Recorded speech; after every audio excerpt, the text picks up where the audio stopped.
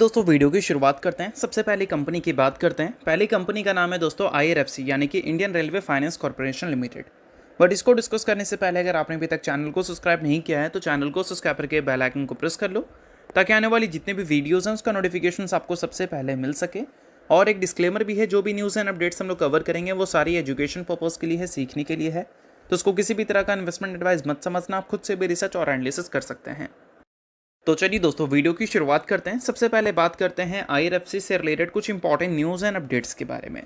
तो दोस्तों आज के दिन IRFC काफ़ी ज़्यादा फोकस में देखने को मिल रही थी। अब इसका सबसे बड़ा कारण क्या है? कंपनी का परफॉर्मेंस, जो कि आज के दिन हमें काफ़ी डिसअपॉइंटिंग देखने को मिला था। 4% से ज़्यादा आज के दिन IRFC में हमें क्रैश देखने को मिली थी। और इस क्रैश के पीछे का सबसे बड़ा कारण है OFS यानी कि ऑफर फॉर सेल। और एक टाइम पे क्रैश का नंबर 5% तक भी देखने को मिल रही थी। तो आज के दिन कंपनी के OFS की ओपनिंग है फॉर नॉन रिटेल इन्वेस्टर्स। अब OFS की जब हम बात सुनते हैं तो अक्सर हमें क्या समझ आता है कि प्रोमोटर अपनी स्टेक्स बेच रही है।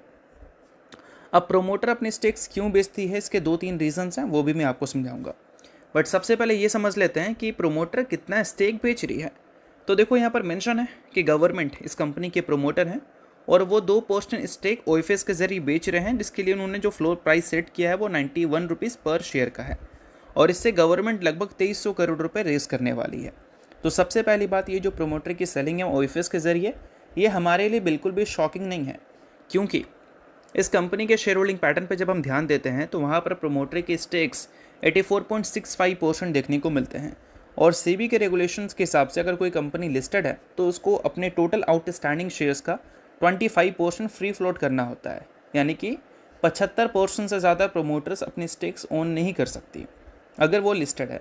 तो इसके लिए भी एक डेडलाइन दिया जाता है, प्राइवेट कंपनी को 1 साल का, PSU कंपनी को 3 साल का। और कुछ चीज़ों की वजह से ये डेडलाइन को एक्सटेंड भी कर दिया जाता है। तो 2021 में कंपनी लिस्ट हुई थी IRFC, और 2021 से लेकर 26 की बात करें तो ऑलमोस्ट 5 साल हो चुका है। तो डेडलाइन जो कंपनी का है वो 24 में ही कंप्लीट हो चुका है। और उसके बाद जो एक्सटेंशन हुआ है, इस वजह से ये OFS की खबर हमारे लिए बिल्कुल भी हैरानी वाली बात नहीं है, क्योंकि ये तो रेगुलेशन में है। आप आज लाओ या कल लाओ, आपको लाना तो ज़रूर है। अब ज़रूरी नहीं कि OFS के ज़रिए ही आप स्टेक सेल करो, आप और भी चीज़ों के ज़रिए अपने स्टेक्स को सेल कर सकते हो। लाइक अगर आप फंड रेस करना चाहते हैं तो QIP के ज़रिए आप फंड रेस करेंगे तो वहाँ पर भी आपका स्टेक्स कम हो जाता है। राइट इश्यूज़ के ज़रिए भी अपने स्टेक्स को आप कम कर सकते हैं। तो ये सारी चीज़ें हैरानी वाली बात नहीं है अगर कोई कंपनी के स्टेक 75% से ऊपर के हैं, मतलब प्रोमोटर के। तो इस वजह से ये न्यूज़ को आप समझ लो थोड़ी अच्छी तरह से। बाकी OFS के न्यूज़ की वजह से अक्सर हमें गिरावट देखने को मिलती ही है, क्योंकि ये एक तरह से नेगेटिव सेंटीमेंट क्रिएट करता है हमेशा से कि प्रोमोटर क्यों बेची रही है भाई। बट पूरा अच्छी तरह से समझोगे तो प्रोमोटर का भी मजबूरी है।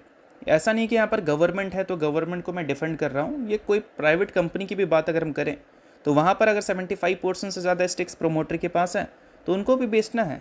सेबी रेगुलेशंस यही कहता है। इस वजह से ये सारी चीज़ों को समझना बहुत ही ज़्यादा इंपॉर्टेंट है और यही गिरावट का एक मेन कारण भी है। सो अब दोस्तों वीडियो में आगे बढ़ने से पहले बात कर लेते हैं सेबी रजिस्टर्ड टेलीग्राम चैनल के बारे में, जिसको आप ज्वाइन कर लो। लिंक इसका डिस्क्रिप्शन में दिख जाएगा। ज्वाइन करने का सबसे बड़ा बेनिफिट ये है कि जिस हिसाब से मार्केट में अप्स एंड डाउन दिख रहा है, ऐसे टाइम पे हर दूसरी कंपनी के एनालिसिस बहुत ज़्यादा इंपॉर्टेंट है। तो यहाँ पर आपको सभी कंपनी के टेक्निकल्स को एनालिसिस कर अपडेट होता हुआ देखने को मिल जाता है, जो कि हर किसी के लिए काफ़ी ज़्यादा यूज़फुल है। और इसके लिए आप चैनल को ज्वाइन कर फ्री में आप चेकआउट भी कर सकते हैं इन कंपनी के प्रॉपर टेक्निकल्स, जिससे आपको आइडिया लगेगा कि अभी इन कंपनी में क्या चल रहा है। तो without wasting any time link description में है, लिंक की तरफ जाकर चैनल को फ्री में ज्वाइन कर लो।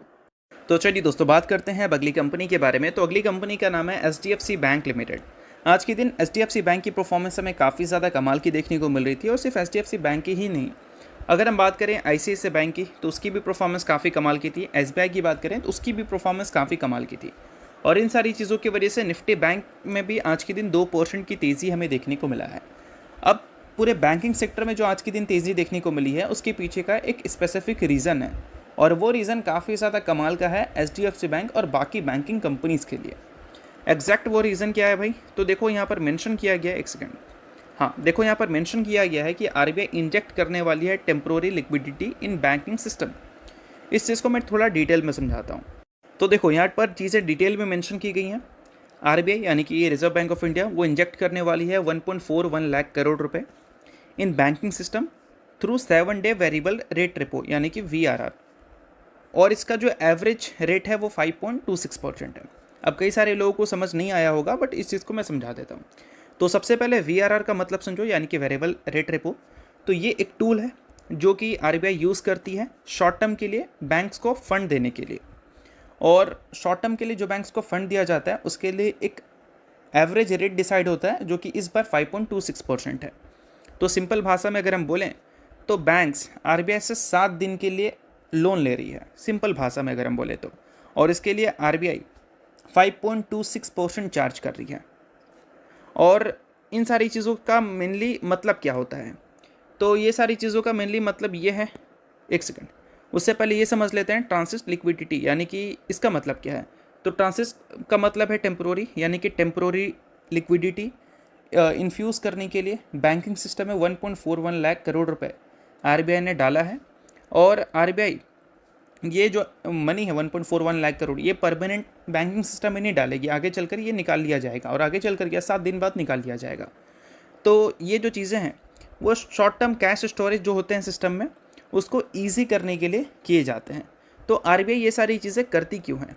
जब भी लिक्विडिटी टाइटनेस हमें देखने को मिलती है बैंकिंग सेक्टर में, तो उसको अच्छा करने के लिए ये चीज़ किया जाता है। आउटफ्लो जब हमें देखने को मिलता है ड्यू टू टैक्स पेमेंट और गवर्नमेंट ट्रांजेक्शंस, तब हमें ये सारी चीज़ें देखने को मिलती हैं, और इंटरेस्ट रेट को स्टेबल करने के लिए भी ये सारी चीज़ें हमें देखने को मिल जाती हैं। तो आई होप आपको चीज़ें समझ आ गई होंगी इसका मतलब। अब इसका इम्पैक्ट क्या पड़ता है, तो बैंक्स के लिए ये एक पॉजिटिव बात है, क्योंकि उनके पास पैसे आएंगे तो जो भी प्रॉब्लम्स हैं शॉर्ट टर्म को लेकर, लिक्विडिटी प्रॉब्लम्स, वो सारी चीज़ों को वो शॉर्ट आउट कर सकते हैं, स्मूथ लेंडिंग ऑपरेशंस उनके हो जाते हैं।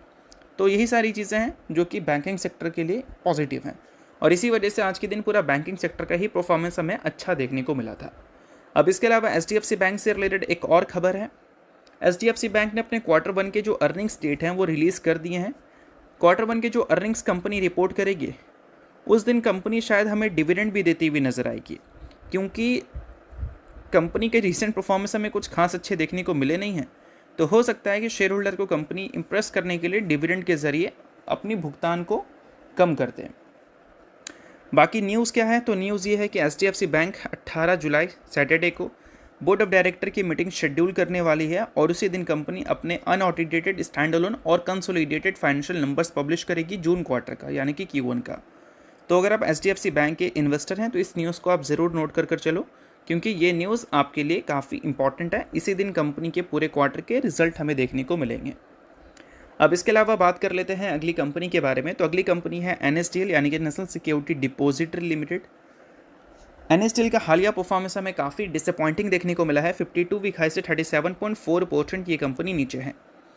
अब जिस पीरियड में ये कंपनी में गिरावट हुई है ना, उस पीरियड में स्टॉक मार्केट की बाकी कंपनीज़ ने भी बहुत ज़्यादा अच्छा नहीं किया है। कुछ ही कंपनी को आप देखोगे तो अच्छा वो करता हुआ दिखेगा, बाकी मैक्सिमम कंपनी की परफॉर्मेंस ऐसे ही है। तो हर दूसरी कंपनी में जो ऐसी परफॉर्मेंस दिख रही है, तो हर दूसरा इन्वेस्टर इस चीज़ से परेशान है। और ऐसे टाइम पे क्या है कि हर दूसरी कंपनी के आपको टेक्निकल्स प्रॉपर एनालिसिस कर चेकआउट करना है कि उस कंपनी के नेक्स्ट मूव से आप क्या उम्मीद कर सकते हो। तो अगर आपने अभी तक सभी कंपनी के टेक्निकल को एनालिसिस नहीं किया है, तो आप सेबी रजिस्टर्ड रिसर्च एनालिस्ट के टेलीग्राम चैनल पे आओ, इसका लिंक मैं डिस्क्रिप्शन में दे रहा हूँ। वहाँ पर सभी कंपनी के टेक्निकल्स को प्रॉपर एनालिसिस कर अपडेट किया जा रहा है, जिसको देखकर आप ये समझ सकते हैं कि क्या आने वाले कल में आप इन सारी कंपनी से एक्सपेक्ट कर सकते हैं। तो लिंक डिस्क्रिप्शन में है, लिंक के थ्रू जाकर चैनल को बिल्कुल फ्री में आप ज्वाइन कर सकते हैं। आप टॉपिक पे वापस आते हैं, NSDL की बात करते हैं। हालिया परफॉर्मेंस NSDL की कुछ खास अच्छी देखने को मिली नहीं है। अब इसका काफ़ी बड़ा रीज़न है कंपनी की अर्निंग्स। हाल ही में कंपनी ने जो अपने अर्निंग्स रिपोर्ट किए हैं, उसमें कंपनी के ऑपरेटिंग प्रॉफिट मार्जिन हमें नीचे जाते हुए दिखे हैं, क्योंकि कंपनी ने ट्रांजैक्शन चार्जेस को कम कर दिया है कुछ स्पेसिफिक लोगों के लिए, खासकर वुमेन के लिए। तो इस वजह से NSDL के अर्निंग्स में उसका इम्पैक्ट हमें देखने को मिली है, खासकर कंपनी के प्रॉफिट्स में।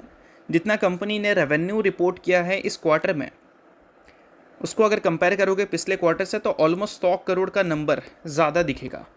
बट जब हम बात करते हैं प्रॉफिट की, तो प्रॉफिट में मात्र हमें 7 करोड़ की ही जंप देखने को मिल रही है, जो कि ईजिली 100 करोड़ के ऊपर का प्रॉफिट कंपनी को शो करना चाहिए था, बट ऐसा नहीं हुआ। तो इस वजह से ये सारी चीज़ें NSDL के शेयर में रिसेंटली काफ़ी ज़्यादा डैमेज क्रिएट की हैं। बट आने वाले कल में कंपनी रेवेन्यू के साथ अपने प्रॉफिट्स को भी ग्रो कर सकती है, चाहे कंपनी के ऑपरेटिंग प्रॉफिट मार्जिन हमें कम ही क्यों ना देखने को मिले। अब वो कैसे होगा? वो ऐसे होगा कि कैश मार्केट के जो टर्नओवर्स है मई के महीने के, वो 22 मंथ हाई पे जा चुके हैं। 1.52 ट्रिलियन रुपीज़ का टर्नओवर रिपोर्ट हुआ है मई 2026 में, अगर हम NSE और BSE दोनों के डेटा को देखें तो। अब इसका मेन कारण था स्मॉल कैप और मिड कैप की जो परफॉर्मेंस है वो अच्छी रही थी, इसी वजह से ऐसी तेज़ी हमें कैश मार्केट के टर्नओवर्स में देखने को मिली है। और इसको अप्रैल से अगर हम कंपेयर करें तो वहाँ पर भी 5.7% की ग्रोथ हमें देखने को मिल रही है। और 22 मंथ का डेटा अगर आप देखोगे कैश मार्केट के टर्नओवर्स का, तो मई के महीने का डेटा सबसे बेस्ट देखने को मिलेगा। तो इस वजह से ये सारी चीज़ें Q1 के अर्निंग्स में रिफ्लेक्ट कर सकती हैं NSDL के नंबर्स में। तो ये सारी चीज़ें NSDL के लिए काफ़ी ज़्यादा अच्छी बन जाती हैं, तो इस चीज़ को ज़रूर आप नोट कर चल सकते हैं। अब इसके अलावा बात करते हैं अगली कंपनी के बारे में। तो अगली कंपनी है कृष्णा फोस्कैम। हाल ही में दोस्तों कंपनी के बोर्ड ने 1:5 के रेशो में स्टॉक स्प्लिट अप्रूव की है, जिसमें कंपनी ने एक शेयर के बदले अपने इन्वेस्टर्स को 5 इक्विटी शेयर देने का फैसला किया है। तो अगर आप इस कंपनी के इन्वेस्टर हैं तो इस न्यूज़ को आप नोट कर सकते हैं, इन्वेस्टर नहीं आप इग्नोर कर सकते हैं। न्यूज़ थी इस वजह से मैंने बता दिया, बाकी ये किसी भी तरह का रिकमेंडेशन नहीं है। तो होप करता हूँ ये वीडियो आपको अच्छा लगा होगा। और लाइक कीजिए, पहली बार सब्सक्राइब कीजिए। वीडियो के लिए बहुत बहुत शुक्रिया।